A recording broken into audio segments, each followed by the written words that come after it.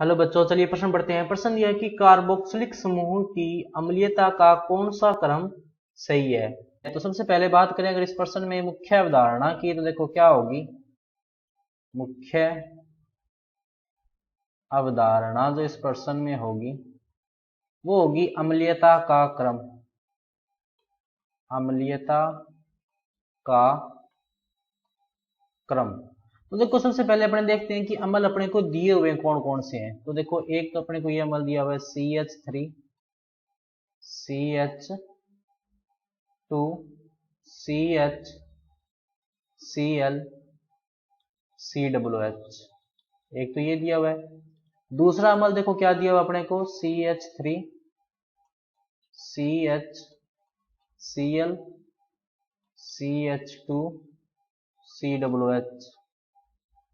और तीसरा जो इसमें अम्ल दिया हुआ अपने को वो दिया हुआ है Cl CH2 CH2 CH2 COOH। ये जो है वो तीन अम्ल दिए हुए। अब यहां पर अगर अपने देखें तो अम्ल क्या होते हैं जो H+ आयन दान करते हैं, जो H+ आयन दान करते हैं। अब देखो अम्ल जो होता है कार्बोक्सिलिक समूह ये कुछ इस तरह से होता है C डबल बॉन्ड OH इस तरह से।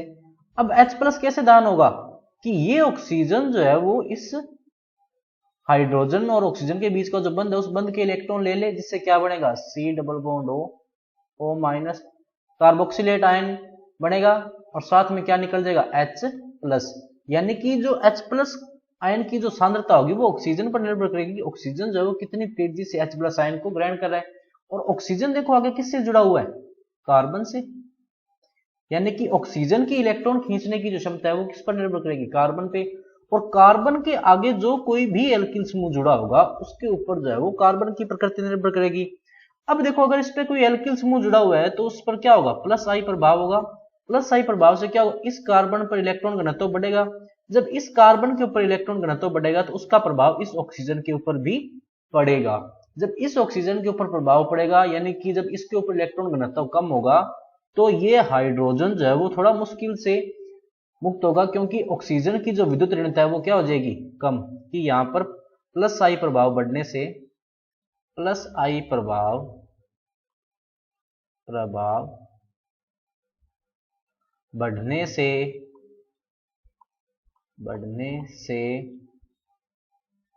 अम्लीयता कम होगी और -I प्रभाव बढ़ने से अम्लीयता बढ़ेगी। अब देखो अगर अपने ग्रुप देखें तो यहां पर Cl जो है वो डायरेक्ट जो COOH समूह वाला कार्बन है उसके साथ जुड़ा हुआ है।